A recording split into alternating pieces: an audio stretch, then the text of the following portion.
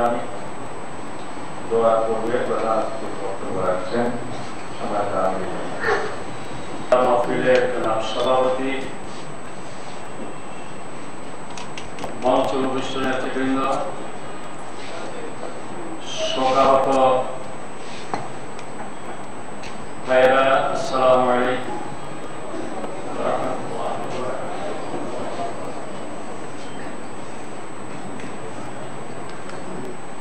25শে ফেব্রুয়ারি সকাল থেকে পরের দিন পর্যন্ত বাংলাদেশ রাইফেলসের সদর দপ্তর পিলখানায় যে নারকীয় হত্যাকাণ্ড সংঘটিত হয়েছে, ঐতিহাসিক ঘটনা ঘটেছে,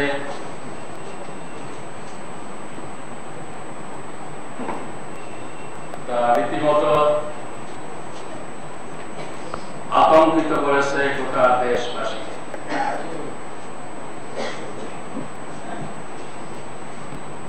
বাংলাদেশের সেনাবাহিনী খুবই সম্ভাবনাময়,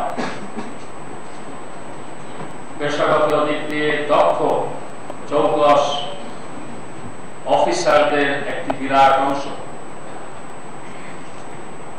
প্রায় 1.5 শতাধিক অফিসারের মর্মান্তিক মৃত্যু আমাদের জাতির জন্য একটি দুঃসংবাদ। গোটা জাতি আজ শোকাহত, গোটা জাতির অংশ হিসেবে আমরাও শোকাহত। তাদের কি অপরাধ ছিল? তারা আমাদের জাতীয় নিরাপত্তা এবং প্রতিরক্ষার দায়িত্বে নিয়োজিত। বিপদগামী উচ্ছৃঙ্খল এক শ্রেণীর বিডিআর সদস্যদের বিদ্রোহী কর্মকাণ্ডের শিকার করা, বিদ্রোহীদের হাতে মজলুম ভাবে যারা নিহত হন, মৃত্যুবরণ করেন, তাদের এই মৃত্যু নিঃসন্দেহে শহীদ। আমি আল্লাহ তাআলার কাছে দোয়া করি, প্রার্থনা করে আমাদের এই গর্বিত সন্তানদেরকে, আমাদের দেশরক্ষা বাহিনীর চৌকস সেনা কর্মকর্তাদের যারা এইভাবে নৃশংসভাবে জীবন দিয়েছেন, আল্লাহ তাআলা যেন তাদেরকে শহীদ হিসেবে কবুল করেন, তাদেরকে শহীদের মর্যাদায় ভূষিত করেন, তাদের রক্ত যেন বৃথা না থাকে, তাদের রক্তে ভেজায় জমিন যেন কোনো আগ্রাসী শক্তির শিকারে পরিণত হতে না পারে। এই জন্য এই প্রেক্ষাপটে আজ গোটা জাতিকে ঐক্যবদ্ধ হওয়ার আমি আহ্বান জানাই। আজকের এই মুহূর্তটি বাংলাদেশের নিরাপত্তা নিশ্চিত করার জন্য, স্বাধীনতার সর্বোচ্চ অটুট অক্ষুণ্ণ রাখার জন্য সীসাঢালা প্রাচীরের ন্যায় ইস্পাত কঠিন জাতীয় ঐক্য দাবি করে। আমি আশা করব সরকারের পক্ষ থেকে এই সময়ের এই দাবিকে সামনে রেখে গোটা জাতি যাতে ঐক্যবদ্ধ হয়, ভেতরের বাইরের সকল চক্রান্ত ষড়যন্ত্র নস্যাৎ করে আমাদের জাতীয় নিরাপত্তা এবং স্বাধীনতার সার্বভৌমত্বকে অটুট অক্ষুণ্ণ রাখতে পারে, সে ব্যাপারে তারা রাষ্ট্র নায়ক সুলভ আচরণ করবেন। কোন মহল যাতে এই ঘটনাকে ভিন্ন খাতে প্রভাবিত করার সুযোগ নিতে না পারে। আমাদের গ্রামে একটা প্রবাদ আছে, ঘর করার মধ্যে আলু করা। কোন স্বার্থান্বেষী মহল যারা দীর্ঘদিন থেকেই বাংলাদেশকে অকার্যকর রাষ্ট্র হিসেবে চিত্রিত করে অভ্যস্ত, ব্যর্থ রাষ্ট্র হিসেবে চিত্রিত করে অভ্যস্ত, তারা যেন কোন সুযোগে আবার বিভাজনের দিকে জাতিকে ঠেলে দেওয়ার কোন অপপ্রয়াস চালাতে না পারে, এ ব্যাপারেও সরকার সহ দেশের সকল দায়িত্বশীল নাগরিকদের বিবেকের কাছে আমি আহ্বান জানাচ্ছি। ঘটনাটি যা ঘটেছে ছোটখাটো নয়। ঘটনার দিন মিডিয়া গেটের আশপাশে যে সমস্ত মিডিয়া গিয়েছেন, মিডিয়াদের বিদ্রোহী সেনাদের তারা সম্প্রচার করেছেন, এই কথাগুলো ছিল সম্পূর্ণ দায় দায়িত্বহীন। সেনাবাহিনীর চরিত্রের একক প্রয়াস। আপাত দৃষ্টিতে মিডিয়াদের কিছু দাবি দেওয়ার কথা, এই ঘটনার জন্য দায়ী হবে, এটা মোটেই টেকে না। দাবি দেওয়া থাকলে স্থাপিত হতে পারত, পত্রপত্রিকা পারত, সরকারের কাছে আসতে পারত। দাবি দেওয়ার জন্য একটি প্রতিষ্ঠানের প্রধান সহ ১.৫ শতাধিক কর্মকর্তাকে একযোগে এক জায়গায় হত্যা করতে হয়, এটা কোন যুক্তির খোপে টেকার কথা নয়। নিঃসন্দেহে এটা বাংলাদেশের বিরুদ্ধে সুদূর প্রসারী চক্রান্ত ষড়যন্ত্রের একটি অংশ ছাড়া যারা বাংলাদেশকে অকার্যকর রাষ্ট্র হিসেবে দেখতে চায় এবং অকার্যকর ব্যর্থ রাষ্ট্র হিসেবে চিত্রিত করে বাইরের শক্তির দাবিদারিতে বাংলাদেশকে চায়, তারা বাংলাদেশের জাতীয় নিরাপত্তা এবং দেশ রক্ষা ব্যবস্থা মূলে উঠার আঘাত হানার চেষ্টা করেছে। এক ঢিলে দুই পাখি মেরেছে। সীমান্তের অতন্ত্র প্রহরী মিডিয়ার প্রতিষ্ঠান হিসেবে ক্ষতিগ্রস্ত হয়েছে সাংঘাতিকভাবে। দেওয়া হয়েছে প্রতিষ্ঠানটি কার্যকর একটি সীমান্তরক্ষী প্রতিষ্ঠান হিসেবে দাঁড়াতে পারবে কিনা এ ব্যাপারে যথেষ্ট সন্দেহ অবকাশ রয়েছে। একই সাথে সেনাবাহিনী 2 দিন যে সমস্ত জাতীয় প্রতি সর্বত্রের অতন্ত্র প্রহরী সেনাবাহিনীর বিরুদ্ধে প্রচারণা নিঃসন্দেহে দেশের প্রতিরক্ষা ব্যবস্থাকে দুর্বল করার লক্ষ্যেই পরিচালিত হচ্ছে।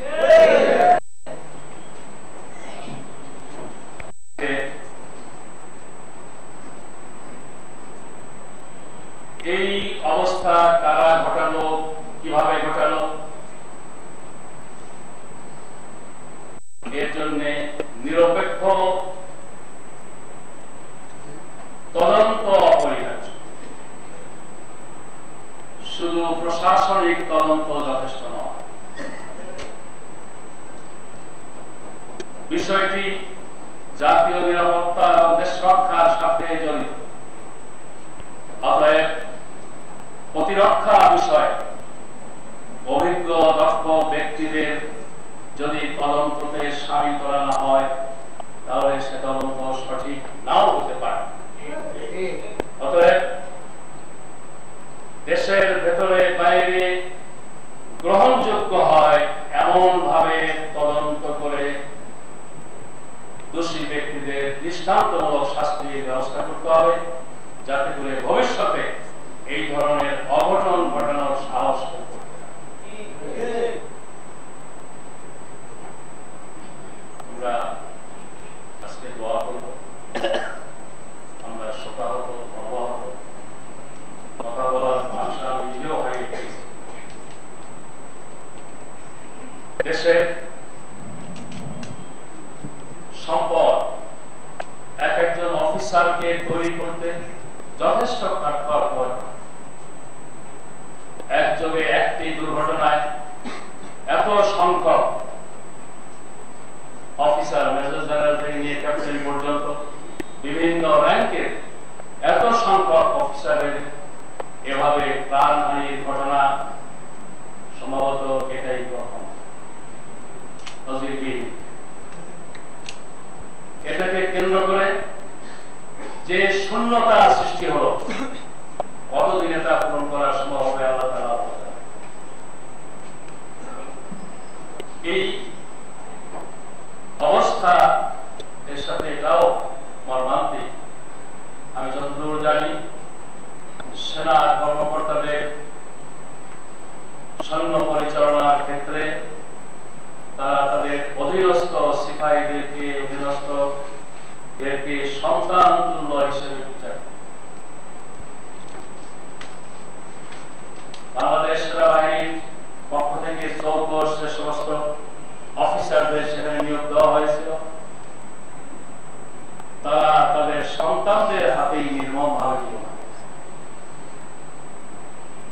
কিভাবে তাদেরকে এই পরিস্থিতির শিকার হতে হলো, খুবই ঠান্ডা মাথায় বস্তুনিষ্ঠভাবে এটা চিহ্নিত করার প্রয়োজন। 25-26-এ পিলখানায় যা ঘটেছে তা 75-এ 7ই নভেম্বরের পরে সকল সিপাহী জনতার বিপ্লবকে ব্যর্থ করার জন্য, বাংলাদেশের সেনাবাহিনীকে খতম করার লক্ষ্যে অফিসার বিধানের যে একটি যজ্ঞ শুরু হয়েছিল, এবারে ঠিক একই কৌশলে, একই কায়দায় এক জায়গায় এতগুলো অফিসারকে পেয়ে তাদেরকে শেষ করার চেষ্টা করা হয়েছে। অনেকাংশে তারা শেষ করতে পেরেছে। আজকে এই দুঃসময় গোটা জাতি যখন শোকাহত, মর্মাহত এবং এর প্রতিবিধানের চিন্তায় নিমগ্ন, তখন আমরা লক্ষ্য করছি আমাদের প্রতিবেশী দেশের 2টি টেলিভিশন চ্যানেল, CNN আর একটা কি IBN, তার সাথে ঐতিহাসিকভাবে ইসলাম এবং মুসলিম বিদ্বেষী উগ্র সাম্প্রদায়িক দোষে দুষ্ট একটি পরিচিত পত্রিকা আনন্দবাজার বাংলাদেশের এই ঘটনাকে ভিন্ন খাতে প্রবাহিত করার চেষ্টা করে। তাদের এটা পূর্ণ অভ্যাস, তারা এটা করতেই পারে। আমি বিস্মিত হয়েছি, চিন্তা ভাবনা না করে, যাচাই বাছাই না করে ভারতের 2টি টেলিভিশন চ্যানেল এবং আনন্দবাজারে রিপোর্টকে বাংলাদেশের নামি দামি অনেক পত্রিকা হুবহু ছেড়ে দিয়েছে। ঘটনার ডাইরেক্ট একটি বিষয়ে তাদের উপরে চাপানোর জন্য তারা উদ্দেশ্যমূলকভাবে সেখানে যে প্রচারণা চালিয়েছে, বাংলাদেশের ভেতরে যারা আছেন তারা ওদের অনুকরণে ওদের রিপোর্টকে হুবহু তাদের পত্রিকায় ছেপে দিয়ে প্রমাণ করেছেন তারা আসলে ওপারের প্রতি অনুগত, ওপারের দাদা বাবুদের কাছে তারা মাথা বিক্রি করে বসে আছে।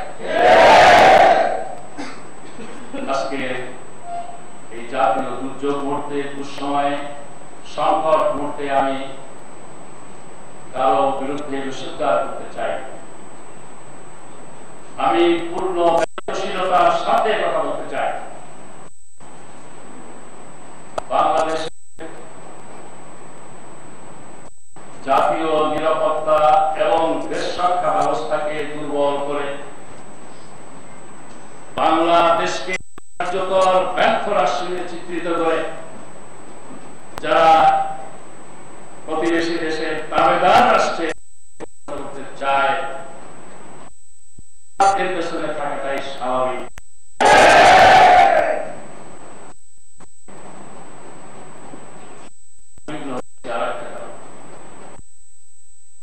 বেশ কয়েকটি পত্রিকায় আমাদের প্রতিবেশী দেশের কাছে নাকি বাংলাদেশের পক্ষ থেকে পিস মিশন চাওয়া হয়েছে।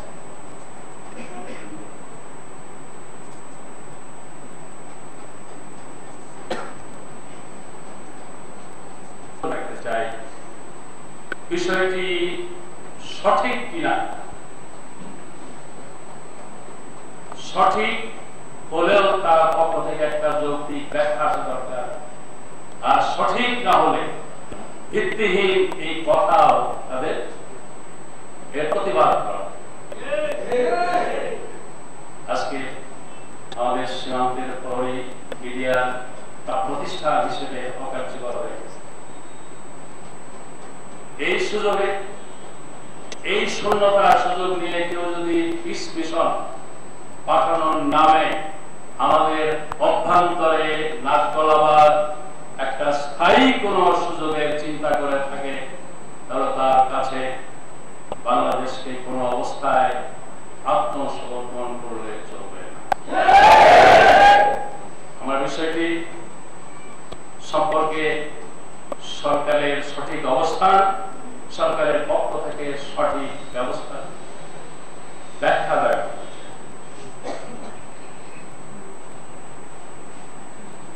আনন্দবাজার সম্পর্কে আমার শুধু শেরে বাংলায় মরহুমের কথাটা আপনাদের স্মরণ করে দিয়েই আমার কথা শেষ। আমি বলেছিলাম পত্রিকাটি সম্পর্কে এটা ঐতিহাসিকভাবে প্রতিষ্ঠিত ইসলাম এবং মুসলিম বিদ্বেষী সাম্প্রদায়িক দোষে দুষ্ট একটি পত্রিকা। মরহুম শেরে বাংলায় প্রভাব করেছিলেন বাংলাদেশের মুসলমানরা তোমরা শোনো, যদি আনন্দবাজার পত্রিকা আমি ফজলুল হকের প্রশংসা করে, তাহলে তোমরা ধরে নিও আমি মুসলমানদের ক্ষতি করছি। আর যদি ওরা আমাকে গালাগালি করে, আমার বিরুদ্ধে লেখে, তাহলে ধরে নিও আমি মুসলমানদের কিছু কাজে লাগছে, কিছু উপকার। বরং শেরবাংলা পুস্তকের কথাটি মধ্যম সত্য কথা। আনন্দবাজার এই ইস্যুতে বাংলাদেশের একটি ইসলামী দলকে দায়ী করার চেষ্টা করে মূলত ঘটনার সাথে তাদের সম্পৃক্ততা স্বীকার করে নিয়েছে। এমন একটি ঘটনা তাদের কাম্য, এটা তারা অজান্তে প্রকাশ করে দিয়েছে। অতএব বাংলাদেশের দল মত নির্বিশেষে সকল জনতাকে আনন্দবাজারে এই পত্রিকার এই রিপোর্ট চোখ খুলে দেওয়ার জন্য যথেষ্ট, সতর্ক সাবধান হওয়ার জন্য যথেষ্ট বলে আমি মনে করি। তারা এটা করবে, কিন্তু আমি আবারও না বলে পারছি না, আমি দুঃখিত। বাংলাদেশের বেশ কতগুলো নারী দাবি বিচার বিবেচনা করে তাদের উদ্ধৃতি দিয়ে এই ঘটনার সাথে জামাতের সম্পৃক্ত প্রমাণের অপচেষ্টা। জামাত ইসলামী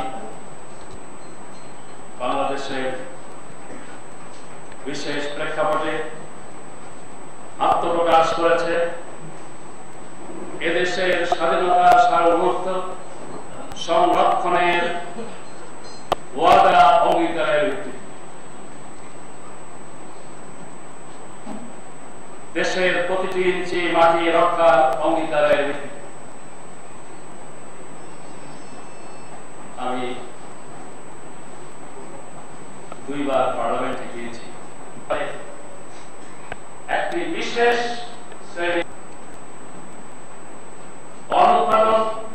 দিয়ে সবসময় বক্তব্য বলে একে অপরকে অভিযুক্ত করার যে একটি খাইয়ে যেতে দেওয়া হয়েছে তখন শুধু তাদের মৃতদেহ ইস্পাত কঠিন অঙ্কের মাধ্যমে এই পরিস্থিতি সামলাবার জন্য মোকাবেলা করার জন্য সরকারকে উদ্যোগ নিতে হবে।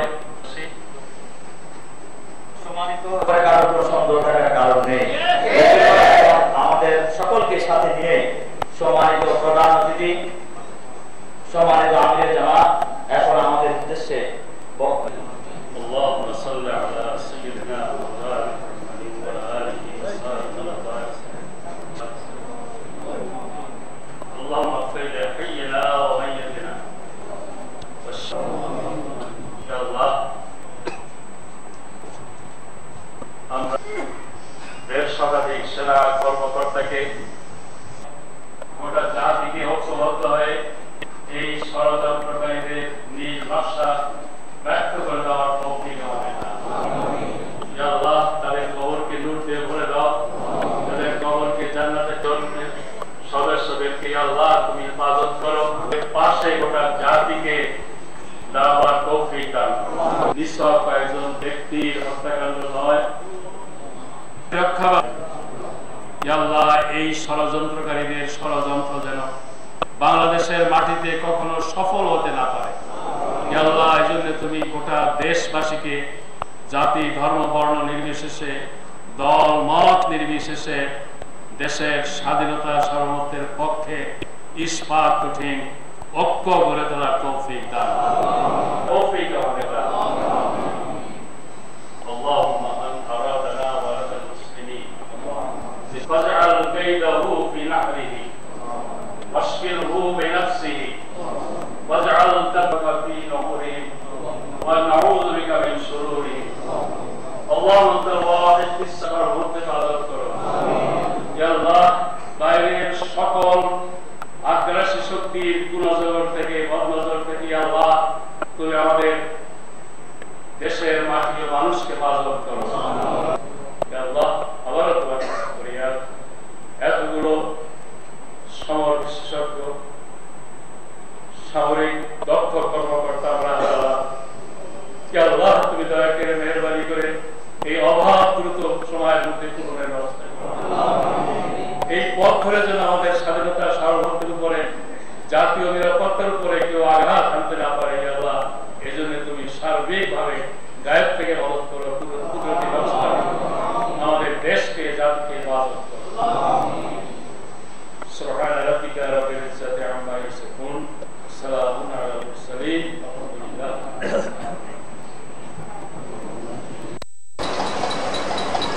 Very well, sir.